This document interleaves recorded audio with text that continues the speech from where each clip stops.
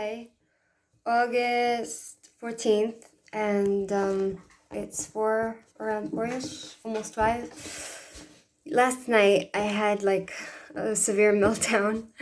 I just couldn't stop crying because whatever, um, whatever, I was with this friend of mine and I got triggered because he was a little bit rude, so. And then I missed my parents, and I missed my family, and I missed being home with my family, and I just missed my cousins, and I just missed being around people that I know and love, and I was crying, and I was crying and crying and crying and crying, and I just, for like over an hour, I just couldn't stop crying. I was just really sad. So today my mother called me and I spoke with her for an hour and a half. And that was really nice because I just missed talking to my mother, and I'm so grateful to have my mother in my life and my parents and my family and my siblings, and I just realized how much I miss them and how hard it is and difficult it's actually to be alone in a foreign country. It's not easy to be in another country without family, and even though I have friends, it's difficult, Anyhow, so yesterday I told my friend a story about me and my sister, Mashka, when we were young. We were like around 12 years old, 11, 12, and we went away to this sleepaway camp. And it was kind of like, it was a religious sleepaway camp, and we were, it was a small camp, and we made a lot of trouble, and we became known, me and my sister and like 3 other girls, we became known as one of the 5. There were like 5 of us that made a lot of trouble, and one of the girls that was in the group, she was a skinny girl, and she had this like obsession with fat people, and she loved fatzos. So there was one girl that was fatter, large, in the camp with us, and she was constantly hanging on this other girl. She was constantly just holding on to her, and she's like, "Oh my God, they're so soft." And me and my sister always joked. We said, "This girl, when she gets older, she's gonna marry a fat guy." Needless to say, she got older, she got engaged, she got married to a skinny guy. The guy is skinny as a pickle. So much for our predictions. And I remember that I think we were going home at one point, and there was a bus driver, and he was huge, very, very fat. He would get on the bus and the whole bus would sink down, and he had like a hard time breathing because of his weight. And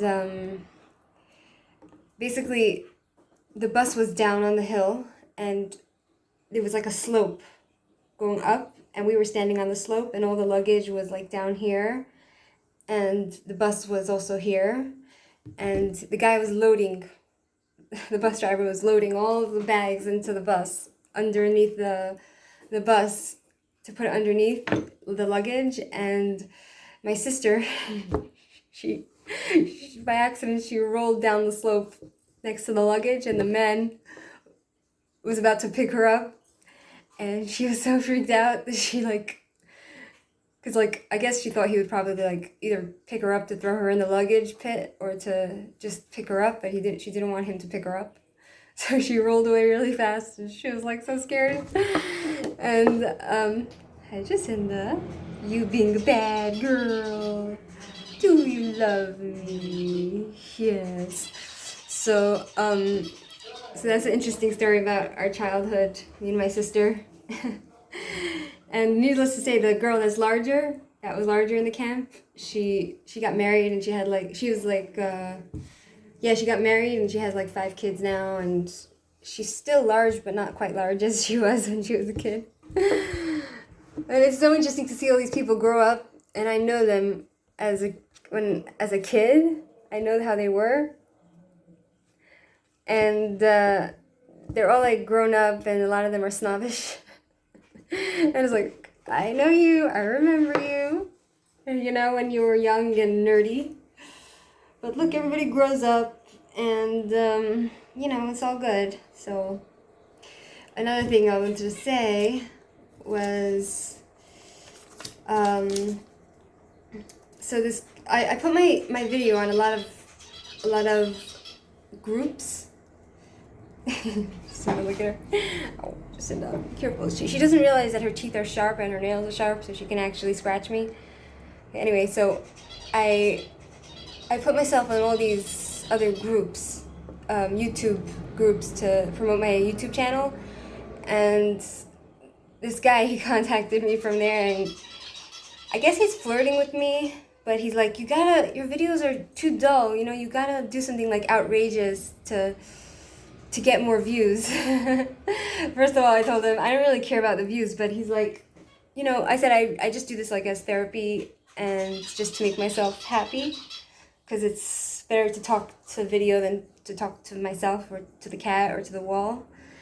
And he said to me that I can make money if I get more subscribers to my video. So he's like, you have to do something outrageous, something like, you know, if I come there and you just like kick me in the balls, and you know, and see my reaction, and that would like go viral, you know. So for like a few weeks now, we're having this conversation about how it would be done. Like if I would use a boot or no shoes or just bare feet. Should I kick him from the back? Should I kick him from the front?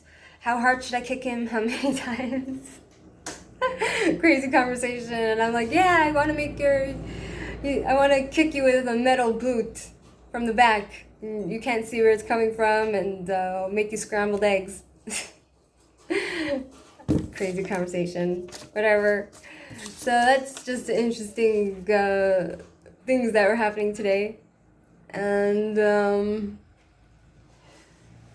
so I realized that like the more I'm living in Israel and the more I'm like dating guys and the more I get to know people and everything, I realize that like the American mentality and the Israeli mentality is so different. Like what I think is rude, an Israeli will think is just regular, you know? Like just the tone, how they speak, the sharpness, you know, a lot of them, they're very aggressive and sharp. And like yesterday with this person I was hanging out with, like I guess he's just Israeli, you know, so like my father's right when he says that whether it's friends or, you know, if you're looking for a partner in life, it's best to marry someone or have a boyfriend from someone from your own block, like where you both grew up in the same place, so that you have the same understanding, and this way you have no misunderstandings and stuff like that. I think he's right, you know, because the more similar you are, the better, because then you understand each other, and then it's easier to get along, and you get less offended and like stuff like that, you know. I don't know. I saw recently on like today, I was looking because I want to get a tiny dog for my house, because my house is very tiny, but I want like more companionship, and I want to get a tiny dog to have, just, you know, some animal to love. And I saw this Facebook group on Facebook that they sell animals, and they sell very beautiful like dogs and cats, like savannah cats, like beautiful animals, you know, and they're actually legal in Israel. And one person was selling a monkey, which I wanted to get. So now I'm trying to think, should I get a monkey? How to deal with a monkey? You know, after all, when I actually find a monkey on on Facebook, I'm trying to think, is it practical to get a monkey? Because I don't know how to care for them, you know. I would have to read a lot about them and figure out what their care would be, and, you know, which vet would look at them if they have a health issue or something. Or should I just get a tiny dog, which is more practical? I'm not quite sure. I'll have to see what happens, and you know what I'm saying? Like I see, like there are actually cats that are not street cats that are beautiful, like different kind of cats that are more exotic and pretty, you know? Even though the street cats are wonderful. But they all have disease and everything. But besides for that, these cats that are for adoption, they're really not for adoption, for sale. They're really gorgeous. They're more like Scottish cats and Savannah cats, stuff like that. Not to say that my cat is not beautiful. I love my cat, don't get me wrong. She's a sweetheart. I gave her a bath today. I gave her from the vet because my cat had fungus. So I gave her a bath. Again, she hated it, but I had to do it. I took her in the shower and I just did with the shower hose, and I dried her up. And even though she gave me the skin stuff, the skin problems, like with the fungus, I've been using this. I got all these fungal creams from the doctors, from the pharmacy, because I was like, I don't want to go to the dermatologist, you know? So I got these fungal creams for the toes or for whatever, and I put it on where my fungus is, and it's disappearing. Slowly, very slowly, it's disappearing, and I put on vinegar. And the vet told me that if I get it on my head, I can use the same shampoo as Jacinda that I'm using for her for me, and it will kill the fungus. So I bought from the vet an extra shampoo, so that I don't need to go to the dermatologist, because they don't just sell it on the shelf. You have to get a prescription and everything. Okay, so that's the story of today. We'll see what happens, and whether I adopt a new pet or what. Okay, have a good day. Bye. Shabbat shalom.